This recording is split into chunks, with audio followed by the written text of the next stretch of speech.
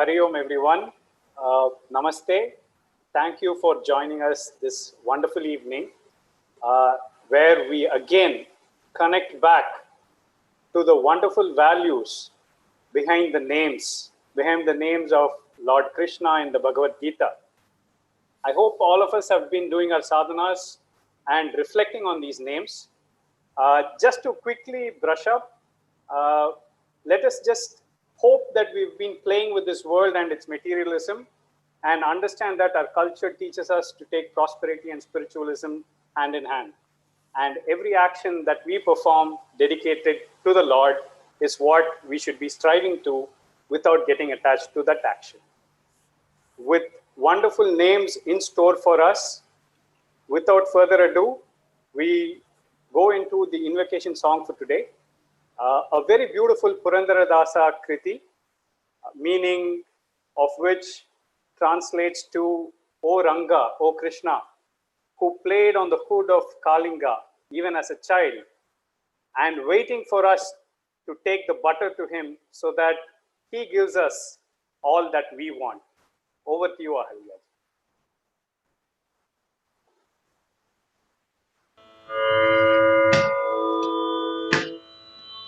ಆಡಿದನೋ ರಂಗ ಆಡಿದನೋ ರಂಗ ಅದ್ಭುತದಿಂದಲಿ ಕಲಿಗನ ಬನಯಲಿ ಆಡಿದನೋ ರಂಗ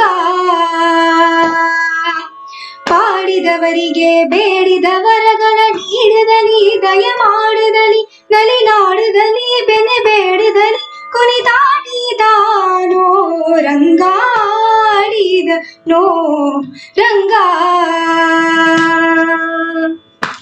ಅಂಬುರುಹೋದ್ಭವ ಅಖಿಲ ಸುರರು ಕೂಡಿ ಅಂಬರದಲ್ಲಿ ನಿಂದೆವರು ಸ್ತುತಿರಿ ರಂಬೆ ಊರ್ವಶಿ ರಮಣೀಯರೆಲ್ಲರೂ ರಂಬೆ ಊರ್ವಶಿ ರಮಣೀಯರೆಲ್ಲರೂ ಸಂತತಿಂಬರದ ನಾಟ್ಯಗಳ ನಡೆಸಿ ಸಂತತಿಂಬರದ ನಾಟ್ಯಗಳ ನಡೆಸಿ ಜಂತಕ ತಕದಿಮಿತ ವಿಗಿನ ತೋಮೆಂದು ಜಂಪ ತಾಲತಿ ತುಂಬುರುನು ಪಿಸಿದ ಪಮ ಪದ ಸರಿಯಂತು ಧ್ವನಿಯಂತು ದ ಪಮ ಪ ಸರಿಯಂತು ಧ್ವನಿಯಂತು ನಾರದ ತುಂಬುರು ಗಾನಗಮ ಡನು ನದಿಯ ಸಂದತಿ ಮದ್ದೊಲು ಆಡಿದನೋ ರಂಗ ಪಾಡಿದವರಿಗೆ ಬೇಡಿದ ವರಗಳ ನೀಡಿದಲಿ ದಯ ಮಾಡಿದಲಿ ನಲಿನಾಡುದಲಿ ಬೆನೆ ಬೇಡಿದಲಿ ಕುಣಿದಾಡಿದಾನೋ ರಂಗಾಡಿದನೋ ರಂಗ ರಂಗ ರಂಗ.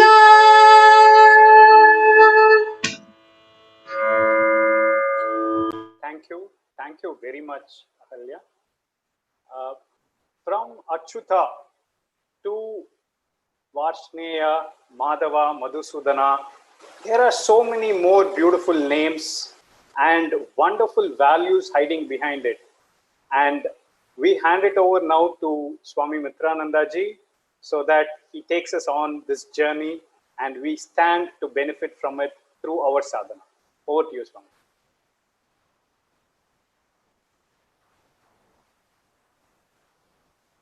Chinmayam Devam Sadgurum Brahmavitvaram. My salutations to everybody. My audio is fine, Anand? Yeah, thank you. Those who attended the last session 1 month ago,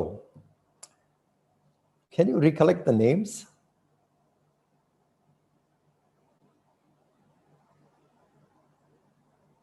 What was the last name we discussed? The first name, Achyuta. The last name, there, people are replying, Krishna. Right. The last name we discussed was Krishna. Krishna means one who is there in us, hidden, dark, Dark meaning hidden. He is there, but we are not able to see him. He is there in us, but we are not able to see him. That is the game this Krishna is playing with us. He is playing this game of hide and seek. He is hiding and we are seeking continuously. And he is there, right there now in us, and we are continuously seeking. So that who is hidden, we are trying to find out. So Krishna means one who is dark, meaning one who is hidden inside. First and foremost, we have to understand Shraddha plays a big role, that he is there. I need to find him now. That is what we discussed last time. And now we continue with the next set of names. And the names which we are going to see today are all from the chapter 10 of the Bhagavad-Gita, where Krishna is addressed by Arjuna and sometimes Sanjaya, how they call him in this chapter. Till chapter 9, Arjuna addressed Krishna as Govinda, Madhava, Rishikesha, Varshneya, Krishna, etc., Janardana. But now, after 9 chapters of the Gita, imagine half the wisdom, the 18 chapters of the Gita, half is done. When the 9 chapters have gone in, Arjuna, who thought Krishna was his friend, familiarity breeds contempt. You anyway take it for granted if you know somebody is so familiar. And Krishna was always there with him. Being cousins, he was always there with them in the forest, everywhere. So he must have just taken him, he's my friend, a good well-wisher, powerful king, statesman, all that part of it. But when Krishna started opening the Gita, the 2nd chapter where he explained the Sankhya Yoga, 3rd chapter Karma Yoga, 6th chapter Dhyana Yoga, and in the 9th chapter when he explained Rajavidya Rajaguhyam, the knowledge started going deep into Arjuna. He started understanding. And slowly he realized, this guy who was my driver, taking me across, this guy who is my driver, my friend, my cousin, and we must have shared our times and so much of friendship, etc. And suddenly he realized this is a different man altogether. He is enlightened and he is that Narayana himself. Imagine suddenly somebody whom you have taken for granted all the while, and you realize he was an avatar of Purusha in your life. What would happen? Just imagine somebody coming to your house, let's say your maid. Here he was a driver. There are your maid or somebody. And suddenly you realize that person was Sakshat Avatar of Purusha. Divine manifested and came to you in different forms. Once we get that kind of a shock, Arjuna was not sure now how to call him. And one of the most beautiful names in the 11th chapter, Arjuna addresses Krishna is Hey Parandhama. Parandhama. Param Dham. Dham, place. Char Dham. 4 places. Abode. Dham, abode. Char Dham Yatra, when we say we go to 4 abodes in the Himalayas. Char Dham. Parandham, highest abode. Param, highest. Parandham, highest abode.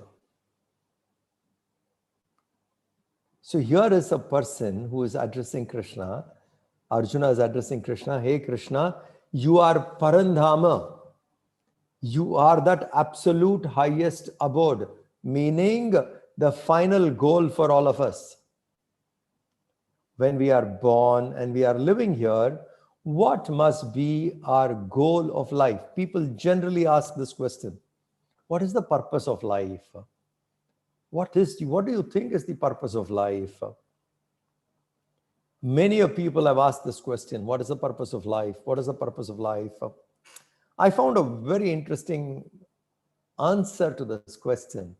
I was reading stories, parables, written by small stories, short stories, written by Anthony de Mello. He compiled most of them. So in one of the stories, a student will ask the teacher, what is the purpose of life?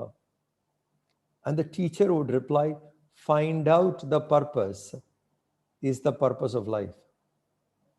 To find out the purpose is the purpose of life. What a beautiful answer. We are here. Why are we here? Let's find out. In quest of that particular answer, why am I here? What is the purpose of my life? Trying to find out the purpose eventually would lead us to Parandhama.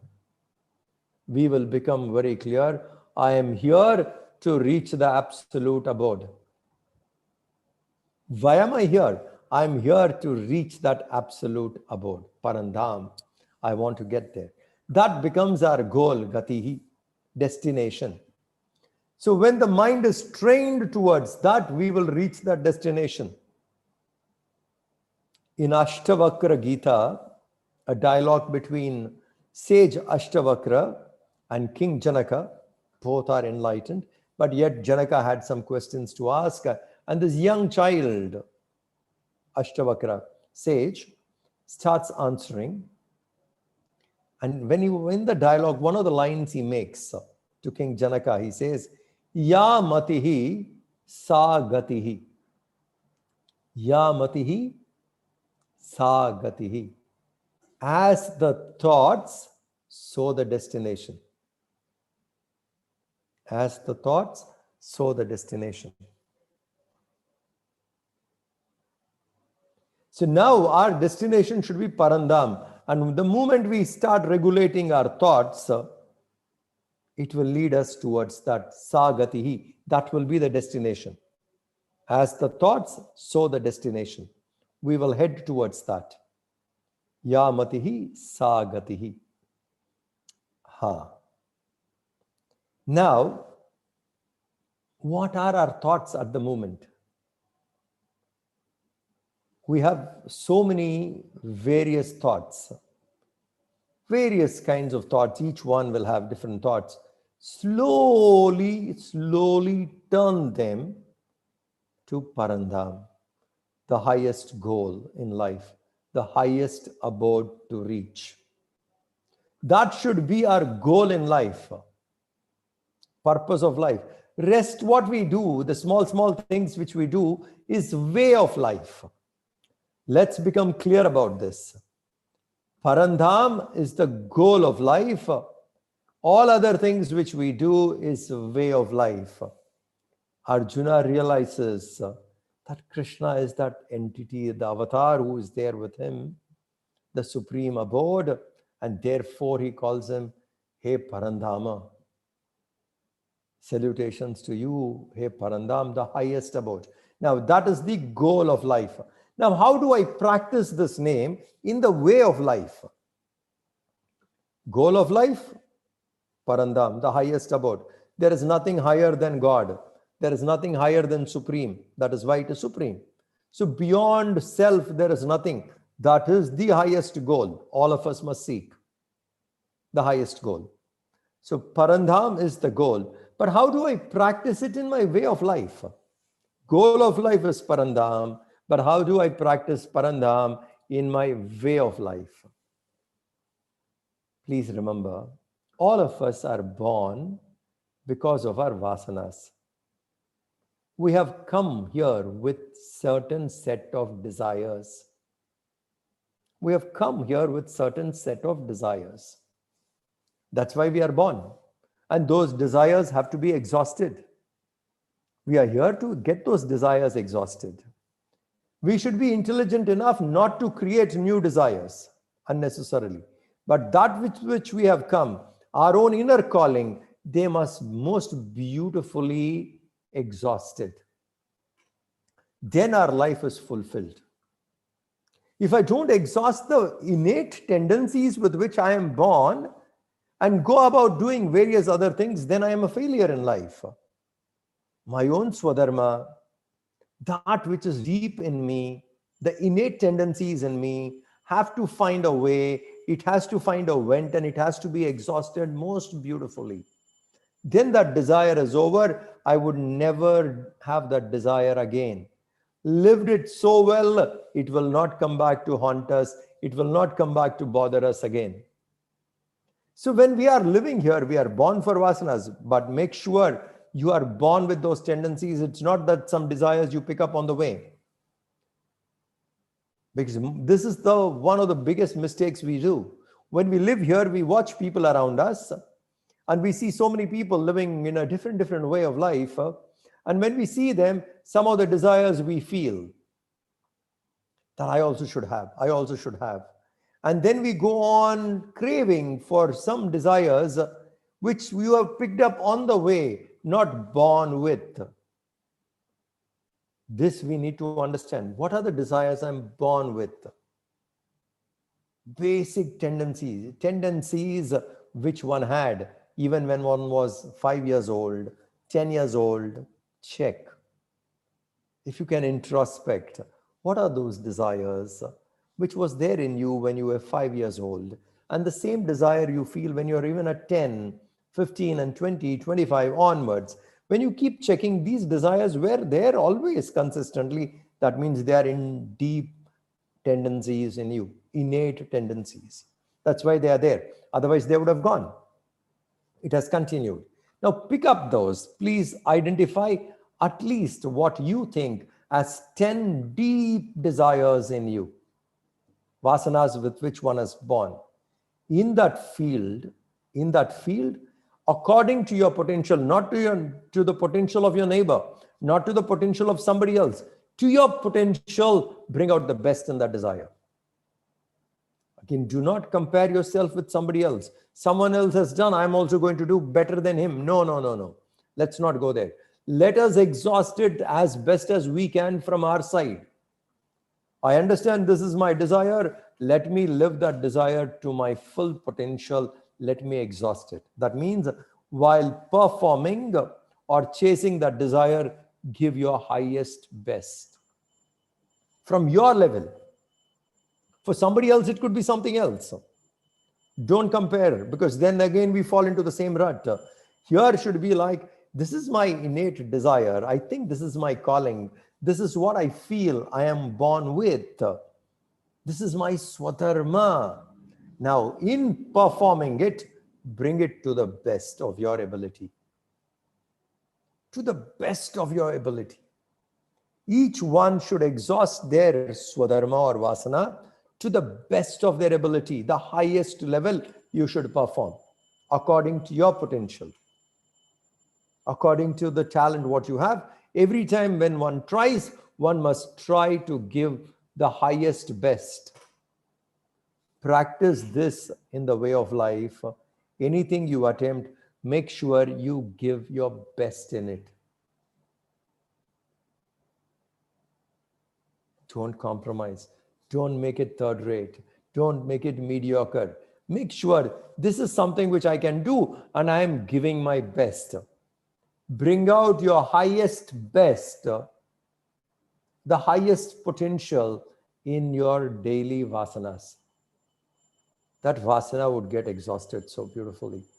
So in the way of life, Paramdham should be our attempt to bring out the highest in us, our attempt to bring out the best in us, our attempt to bring out the highest potential in what we do. In our performance, try to bring the best. Not with somebody else, within yourself. From yesterday to today, when I perform, I must be better than what I was yesterday. This is called self-improvisation. I am improving from yesterday to today. Yesterday, this is the standard I set my record. Today, I have improved a little better than what I did yesterday. Then day before. I mean, when we go day after, when we go like this, slowly, day by day, improving, then we become the best, the highest. That way, when you live, It is so beautiful. End of the day, when you withdraw, saying, yeah, I had a lovely day today. In whatever I did, I gave my highest best. I lived to my highest potential. And with that satisfaction, when one withdraws to sleep, what a beautiful, sound, deep sleep it will be. Because you know you lived your day well.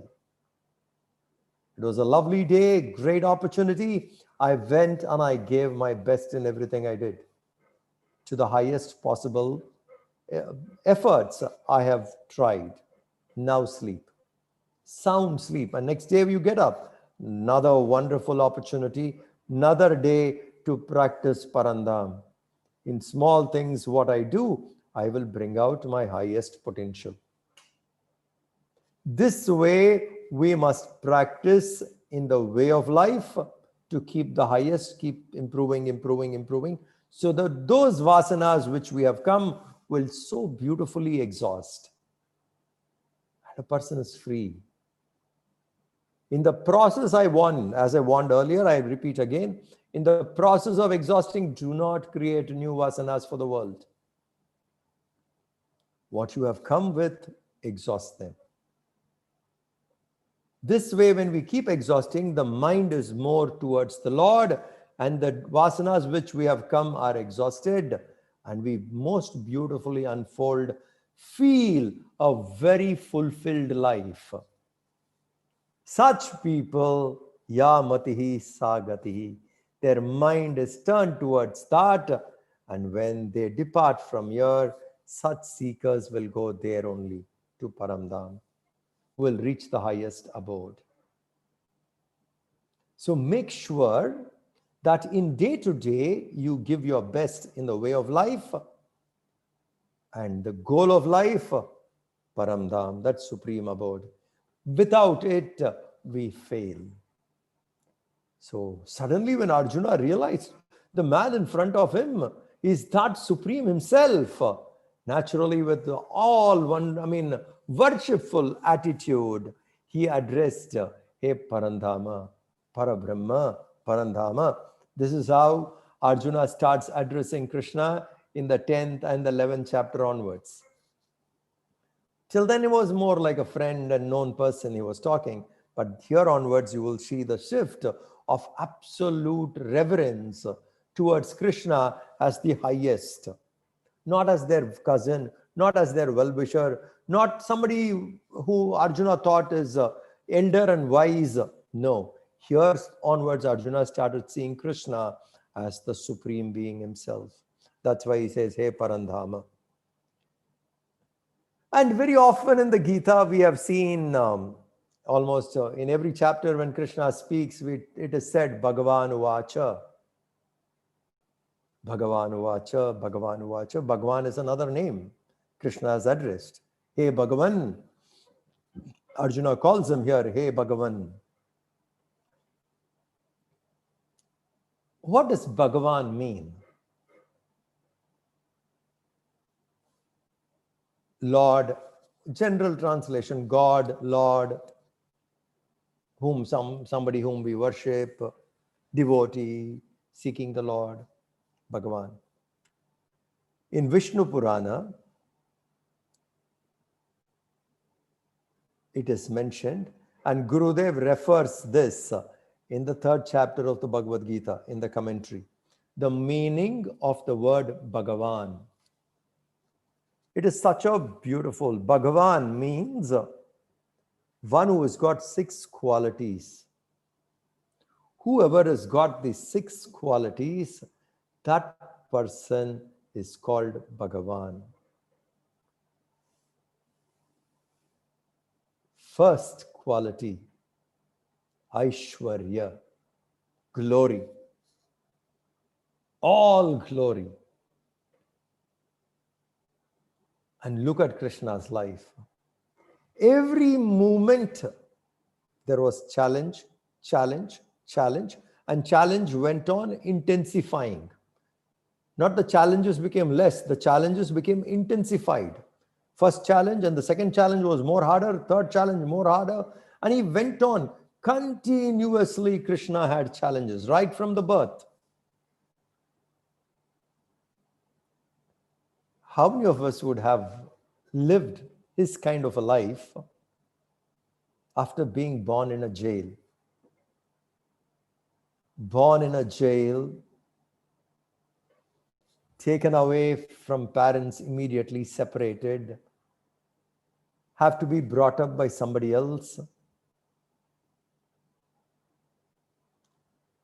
And when he was brought up by somebody else, Kamsa did not spare anything and tried every possible thing in his book to destroy Krishna. One after another attempt. And in every challenge which came, Krishna stood glorious. All throughout.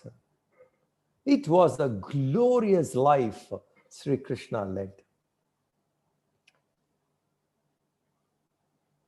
There was one saint in India by name Ramatirtha. Swami Ramatirtha has written a beautiful set of books. It is called In the Woods of God Realization. It's a very lovely collection. In the Woods of God Realization by Swami Ramatirtha. Very young person. He passed away also very young. Contemporary of Vivekananda. Just after Vivekananda, same time, he was also there. And he was also invited to go and speak in few places. So once he was called to talk in Japan, and then to London, and then in the US. When he was addressing in one of the places outside India, and he was talking about Krishna. And one person in the audience got up to Swami Ramatirtha and asked, "Sir, what is so glorious of Krishna? What is that you're glorifying Krishna to that point? What is so glorious of him? What is so glorious of him that you're talking about him again and again? You want to know what is the glory of Krishna?" And Ramatirtha started talking about Krishna's glory. As he was talking, he slowly started walking out. From the hall, he started walking, talking about Krishna. People who were present stood up, gathered around him. He was talking, and slowly sneaked out of the hall. And so was the audience, came out, and he brought them to the middle of the road. And in the middle of the road, he said, "Do you know where we are now? You are in the middle of the road and you didn't even know that you are in the middle of the road. You were listening to Krishna's glory." Listening to Krishna, they could not understand and they simply walked. Said, "You want to know about his glory? Me, who's only talking about him, and you could forget everything and walk to the middle of the road. What must he be?" Absolutely glorious person. At every moment, Krishna stood up. Glorious. This is a quality, one of the qualities out of the 6. This is one, Aishwarya, glory. Second quality of Krishna is dharma. Bhagwan. Aishwarya, dharma. Dharma, duty, responsibilities, virtuous life. To live a life of honesty, virtue, courage, wisdom, all that. And Krishna lived life like that. He was the only man who understood what dharma is in that whole war. Even people like Bhishma, etc., were not very sure about dharma. But Krishna was very, very clear. And he stood as a champion for dharma. Absolutely dharmic. Absolutely glorious. Absolutely dharmic. Living a complete dharmic life. Did not budge from it. Stood to its values. Whatever his responsibilities, he did. responsibilities as a king, responsibilities as a friend, whatever responsibilities. And as the purpose he came to manifest dharma back, he served it. Dharmic. Aishwarya, dharmic. Third point is yashaha. Famous.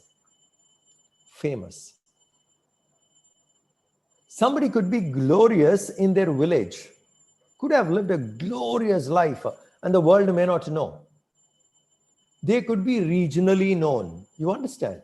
There are so many sons, poets, brilliant artists, regionally known, not known across. In their region, they were glorious people. Yashaha means famous. It is beyond region, well known to the world at large.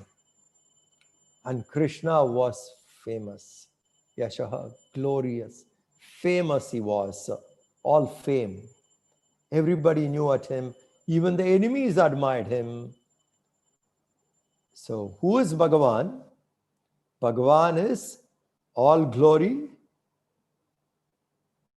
all virtuous, dharmic, very famous. Yashaha. Sri, next point, the fourth point is Sri. Sri here means wealth, all rich. Rich, sampati.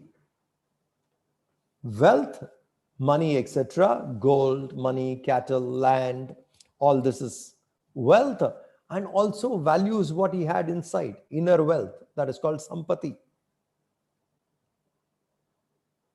And one of the greatest wealth of Krishna was he never lost his smile. Imagine whatever the life could be, but he did not lose his smile. How rich he was in smiling. All rich. Sri. Aishwarya, Dharma, Yashaha, Sri. Lakshmi. Goddess Lakshmi. Wealth, prosperity. And Krishna was that. Rich externally, rich internally. All wealth. Always he had things in abundance. Bhagavan, these are the qualities. And the fifth point is Vairagya. Aishwarya, Dharma, Yashaha, Sri, Vairagya. Vairagya, dispassion. With all that wealth, with all that glory, with all that Yashaha, famous, all dharmic, very famous, fully glorious, absolutely rich, abundance he had. But to all that, he had kept himself detached, dispassionate, Vairagya. Never attached to it, never holding on to it. It came to him in abundance, but he was not attached to any of it. Full Vairagya, full Aishwarya, full dharmic, full famous Yashaha, full rich wealth, and Vairagya, Purna Vairagya, complete. Never was he attached to anything. He had, he played. This is something which we should understand from Krishna. Fifth quality of Bhagavan. And the sixth quality of Bhagavan is moksha, free. Freedom. Krishna was never bound by anything. You know that story, when he was very naughty as a child, his mother wanted to tie him down, put him tied to a mortar, and every time she tried tying him down, the string would be little less, 2-3 inches less. So she has to go get another string saying, with this I can tie him. And then you come there to tie, again it would be 2 or 3 inches less. You go bring a bigger rope and then you add it up and saying, now I can finish him. Again, it would be. Nobody can bind him. A detached person is detached always, absolutely free. Nothing can bind that person. And he was that kind of detached, completely free, enlightened moksha. So, if we see these 6 qualities in anybody, we can call that person, he or she, as Bhagavan or a Bhagavati. Full Aishwarya, totally committed to Dharma, very, very famous all over, completely rich, had wealth in his disposition, had everything in abundance, inside and outside, completely detached and totally free, enlightened. Enlightened with absolute vairagya, having everything in abundance, very famous, dharmic, glorious. Anyone who has these 6 qualities, that person can be called Bhagavan. When we call somebody Bhagavan, we should understand someone who has got these qualities. And this is said in Vishnu Purana. Now, Bhagavan is a name, or somebody takes it as a title. But we need to check, does the person qualify for it? And Krishna was all these 6 qualities, and Arjuna realized it. And therefore Arjuna says, hey Bhagavan, hey Krishna, you are that Bhagavan. Who is Bhagavan? Who's got these 6 qualities with him. In abundance, who's got these 6 traits. Now, how should we try to start our journey towards the destination? In all this, we must try to give our best. Small things when we do, let us do it brilliantly. Small things. Let us do it and let it be good. Let it be brilliant. So that people see it. Oh, that was glorious effort. And in your own eyes, you should know that I tried my best. That is what. It may not be absolutely glorious, but I attempted my best with my limitation. That is where the starting point. I start from where I am, attempting towards that. Not that tomorrow I will get there, but I am on the move, in the making. I'm doing slowly, small things. What I do, it will have that glory one day. Dharma, as far as possible, never compromise on it. Understand what is the right thing to do. Not what people like, but what is right. Once we know what is right, we should not compromise on it. Start. It is hard. It is difficult. In the world where we live, there would be hundreds of things, but try the best to keep Dharma in the front. And if here and there we fall, Chuta, fallen, we should know, let me become Achyuta in practicing Dharma, bounce back and start again. Start again. Just because you have fallen once or twice, that is no reason for you to stay there always. Bounce back. But try not to compromise on Dharma, on doing things right. Little, and that will, we are moving towards the highest goal. We are in the making.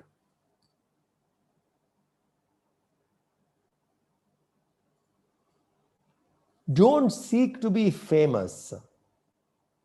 Don't seek to be famous. You do things well, people around will notice. A famous person is not going around craving everybody to look at him, wanted appreciation. No, you just do small things and slowly one will, that little things what you do, the quality stuff will get known to the people around you. Ramana Maharshi never left Tiruvannamalai. He stayed there. World came to him. Can you imagine? A person did not go, stayed there, that's it. Neither was he seeking. He was only living in a cave. 11 years he spent his time there in a cave. People came to him. Ramakrishna Paramahamsa did not leave Dakshineshwar. He stayed there. The people came to him. Little things what we do, let's do it so well, so good. People around it will like, and that will speak for itself. Let the action speak more than our words, and let that action have that quality. At some point or other, it will be noticed. Yashaha. So let's begin. Not craving to be popular, not craving to be famous, but craving to do things well. Bringing out that perfection in what you do. It will be noticed. Let famous or yashaha follow you. You don't go after it. Perform, live in such a way that it will come after you. This is the way one should live. Wealth. Whatever you have, share it. And keep cultivating more wealth within. And of course, definitely outside in the world. Hinduism never condemns wealth. Hinduism preaches, go and multiply, produce wealth. But share it well, use it well. Lakshmi and Narayana together. So we have to understand, sometimes it is misunderstood that Hinduism is against progress, Hinduism is against giving up, Hinduism tells you to drop wealth. No, no, no. Lakshmi and Narayana, we take wealth, cultivate as much as you can. Dharmically, use it well. Don't keep it only for yourself. Give it. Use it well. People around you can benefit. And wealth will follow. This is one. And the inner wealth, keep cultivating, like forgiveness, smile, cheerfulness, and various other values, discipline, etc. Cultivate them. Let's be rich that way. Sri. Practice Vairagya. List down. Vairagya also, we can't take up Vairagya on everything what we do. We can't bring detachment. Choose one or two.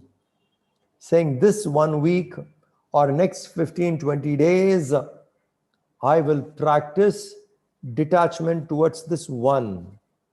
Let me conquer my attachment over this. Anything, whatever you want. Take one. Practice. Let's say 21 days you give in practicing to be detached to that one object or one concept, whatever you have. Person. Practice to get yourself mentally detached. Detachment means you are fine without it. Attachment means I am disturbed if something happens to it. I cannot be the same. Detachment is even without it, my balance does not go. Practice that kind of a detachment. 1, 2. Slowly, if you take, let's say, for rest of the year 2020, pick up at least 2 aspects to which you want to get detached. We still have 2 months. And what a year this has been. What a year of introspection. What a year of slowdown. We were rushing so fast.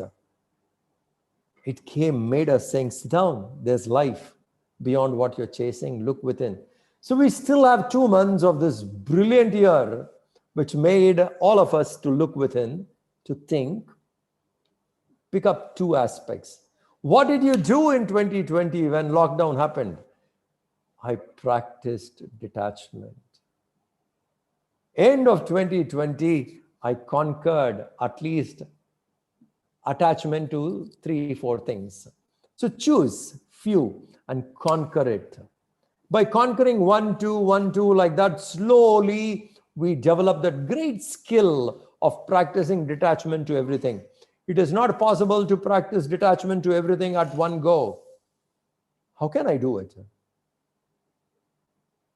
The life has been only with attachment all throughout. In one go, I wake up tomorrow morning completely detached. That doesn't happen. Pick up 1, 2, 1, 2, and slowly practice. Then a day will come where I will have complete detachment to everything around me. Start with 1 or 2. Goal towards Bhagavan, highest abode. We are moving towards that. So in the making, this is where we begin. And moksha, the last one, absolute enlightenment. If we practice these 4, 5, moksha will come to us. Let that be our goal. So those who have got these 6 qualities in abundance, complete, they are Bhagavan. You and I should attempt to cultivate this so that we also evolve from human to divine. To get to divine, these are the qualities of the divine. Complete divine, divinity. So to go there, we make a beginning this way. So Bhagavan is another name. Hey Bhagavan, Arjuna calls him. Hey Bhagavan, hey Krishna, you are that Lord. That's another name he calls him. And we'll take one more name, same in the prayerful mood. In the chapter 10 and chapter 11, you will see Arjuna addressing Krishna more in that prayerful mood. He calls him Jagat Pate. Hey Jagat Pate. Jagat Pate, Jagat world, Pati Lord. Master, Master of the world, Lord of the world, Jagat Pate. Lakshmi Pati, Lord of Lakshmi. Jagat Pate, Lord of the world. This is also a beautiful name. See, in our culture, Hindu culture, God was always addressed universal. Jagannath, we call the Lord Jagannath, beyond all continents. In the Lord, all continents are included. They don't see any nations. That's why in Upanishadic literature, none of them address Deshabhakti.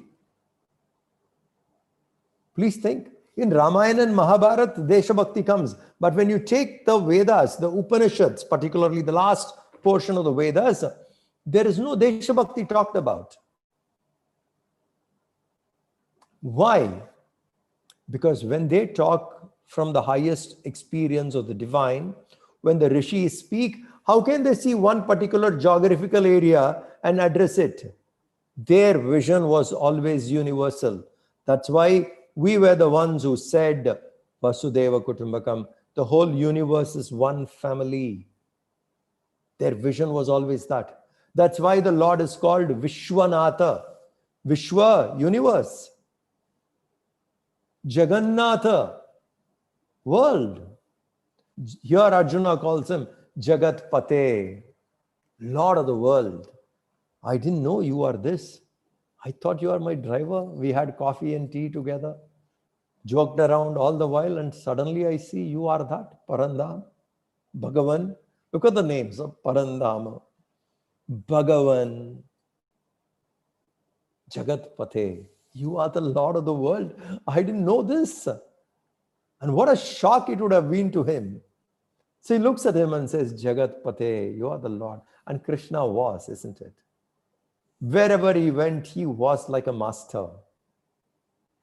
Never dependent on anything. Never dependent on anybody either. We are a master when we conquer our wants. Then wherever we go, we remain a master. Krishna was that.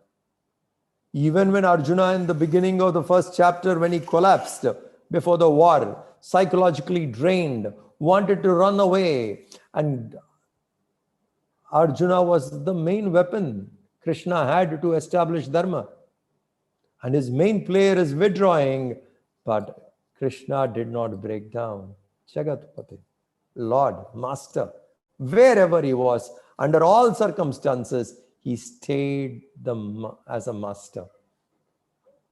Master of the world, Jagatpati. Now, individually, let us look at it, how we can try this. We have our own little world. The word loka in Sanskrit means realm of experience, a small realm of experience. So all of us are living in this massive world, huge world, but we also have our own tiny world, isn't it? Each of us have our own world, a small bubble. Your world is the responsibilities, what you have, the contacts of your people, where you belong to. Each one of us have our own responsibilities in that given field, kshetra, where we are. In that kshetra, be the Lord. In your field, be the Lord. Be a master. In fact, the first line of the Bhagavad-Gita, if you see the first line, Dharma kshetre, Kurukshetre. This is the first line. Dhritarashtra Vacha.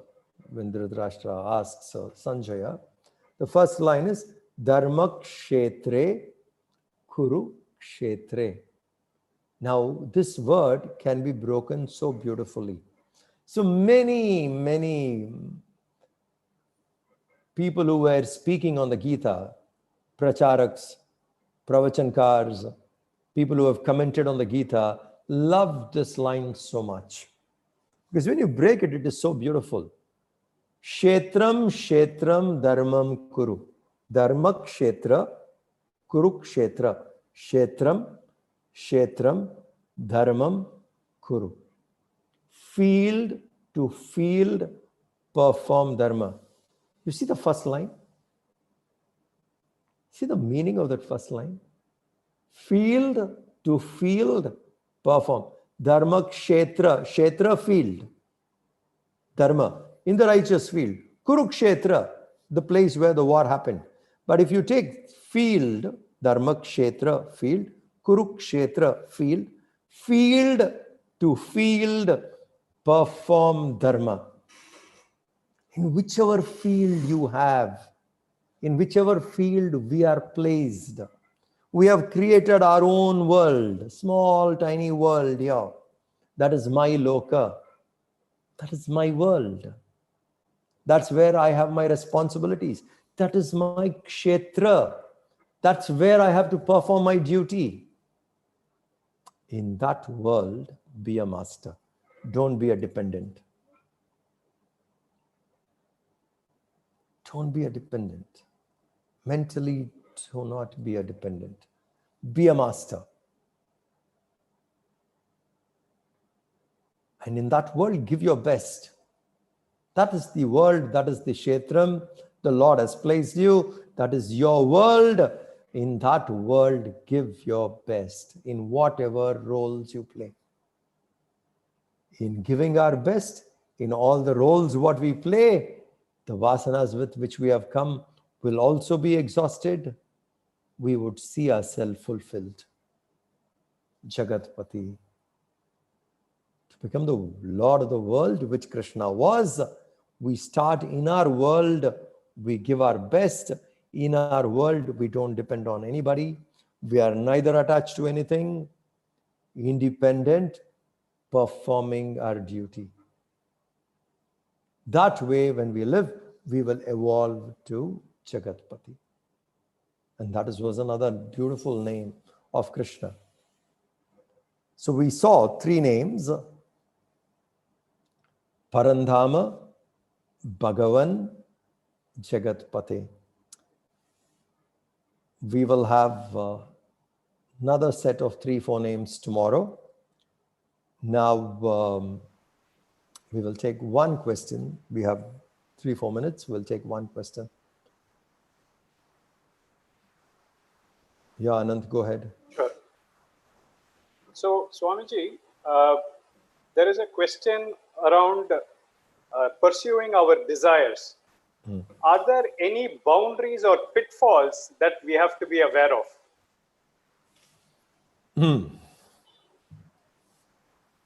A desire is something which we need to exhaust because we have come for it. or we need to transcend. Either exhaust one way or transcend. How do I transcend a desire? When I aspire for something higher, the lower loses its interest. When you suppress the lower, the desire is not exhausted.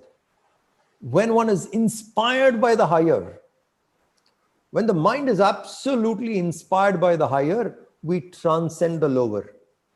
This is one method of transcending desires.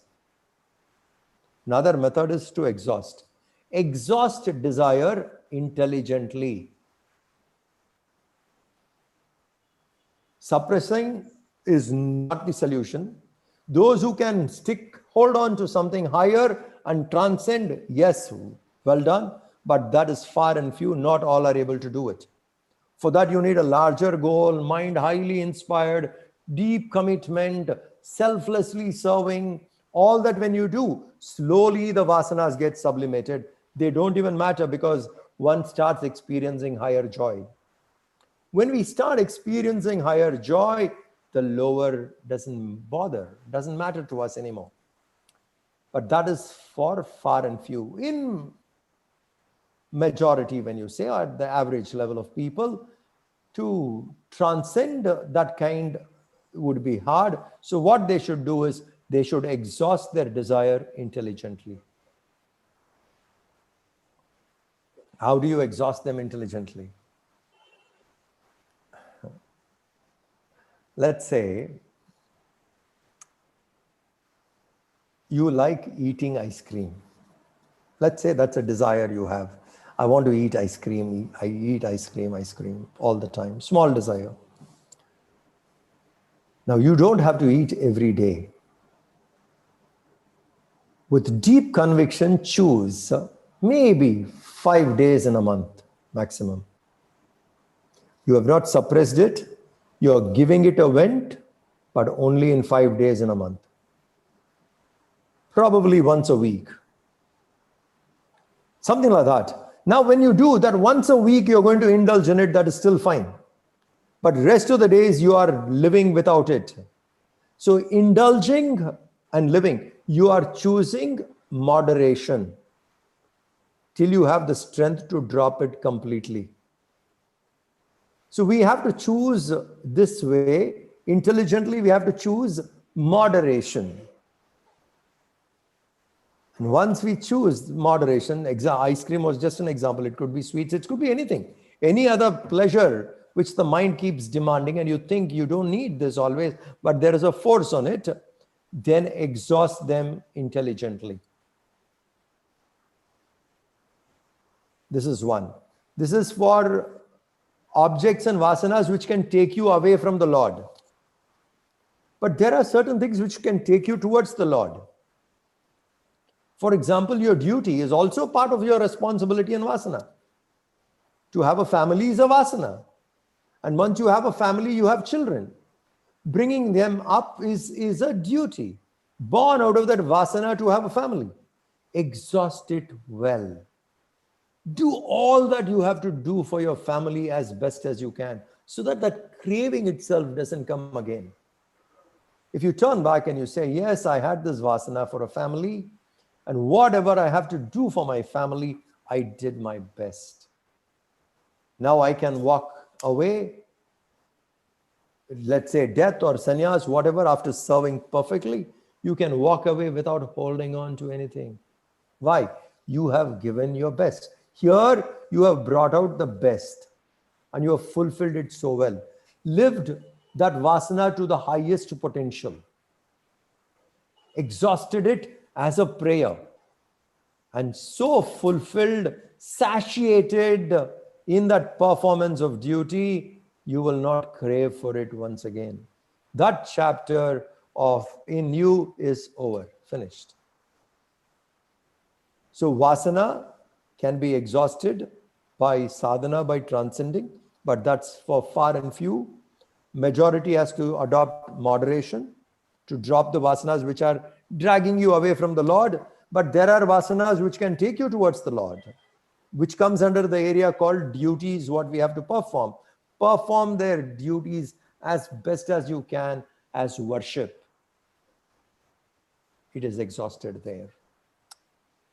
With that, we stop now and we will meet again tomorrow, 6 p.m. Any announcements? Yes, Swamiji. Just a couple of quick announcements on the classes that have been going on even during this lockdown period. We'll just quickly cover those slides.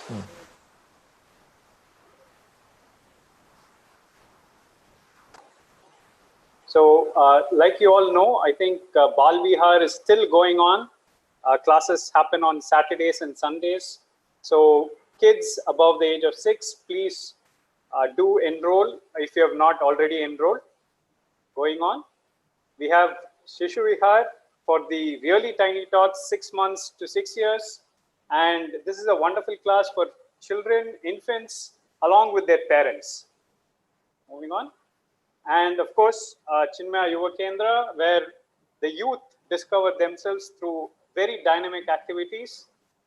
We have the contact put up there. We will be publishing this in the chat box as well. Feel free to please come in.